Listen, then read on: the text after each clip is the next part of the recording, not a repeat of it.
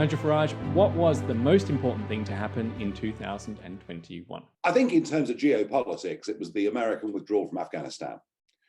Just astonishing that a country could just, without even referring to its allies, just go and give control of the country back after 20 years and trillions of dollars and thousands of lives back to the very same Taliban that they'd gone in to remove in the first place. And I think in response to that, we're now seeing some big threats building up on the Ukrainian border from Putin. Even more worryingly, I think, increasingly bellicose language that is coming from China about Taiwan. So I think in terms of geopolitics, that was the big event of the year.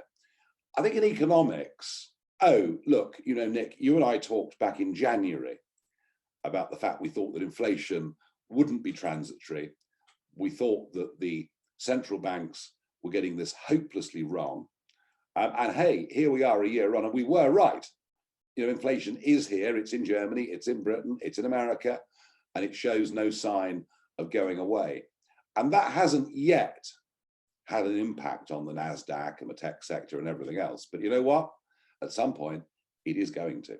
So you see the geopolitical shifts that have happened since Afghanistan as being connected to what occurred at the time?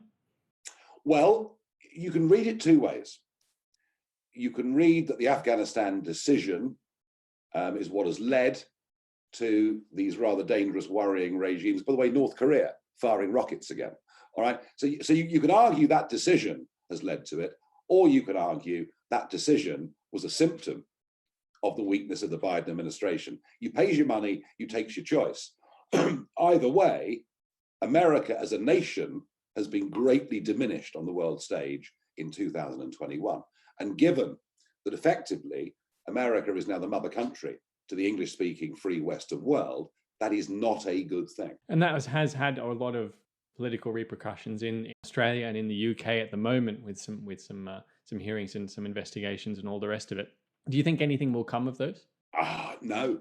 I just don't think there will. I think these things get brushed aside. But I think, there are big questions now about NATO and what it's for. Big questions about what the West is all about. Big questions about whether America is back, said Sleepy Joe. Well, America actually has got into a 1930s to almost type of isolation. So isn't it funny? Things are the opposite to the way they were portrayed in the last American presidential election.